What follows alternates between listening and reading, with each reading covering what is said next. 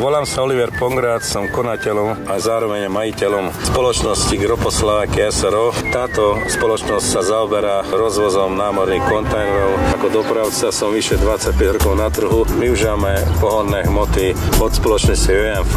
Táto nafta má veľmi dobré priaznivé účinky a antikorózne účinky. Motorový olej viac vydrží pri používaní tejto nafty, to znamená o 10 000 sme predložili interval výmeny olejov. Znižuje emisie.